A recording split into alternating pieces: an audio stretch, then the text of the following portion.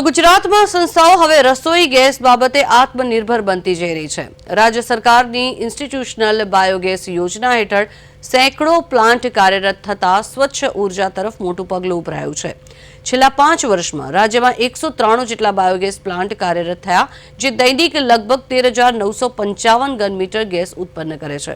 75% subsidy અને ₹12 કરોડના બજેટના સહયોગથી અનેક સંસ્થાઓએ એલપીજીનો ઉપયોગ ઘટાડીને આત્મનિર્ભરતા તરફ આગળ વધ્યા છે।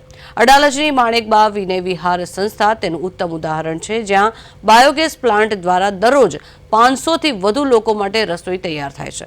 આ ટેકનોલોજી માત્ર ઈંધણ બચાવે છે એટલું જ નહીં, પરંતુ પ્લાન્ટમાંથી મળતી સ્લરી જૈવિક ખાતર તરીકે ઉપયોગી બની રહી છે, જેના કારણે રાસાયણિક ખાતરનો ખર્ચ પણ ઘટ્યો છે અને જમીનની ઉપજાઉ શક્તિમાં પણ વધારો થયો છે।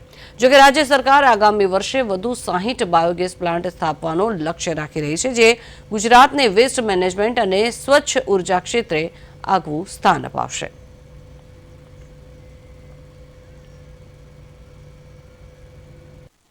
સંસ્થાને પહેલો ફાયદો તો આર્થિક ફાયદો થયો છે કે ગેસના બાટલાનો ઉપયોગ ઘટ્યો છે, એટલે સંસ્થાને આર્થિક રીતે એક ફાયદો થયો છે। ઉપરાંત અમે ખેતીવાડીમાં અમારી જમીન સુધારણા માટે સ્લરીનો બહુ સારો ઉપયોગ થયો છે।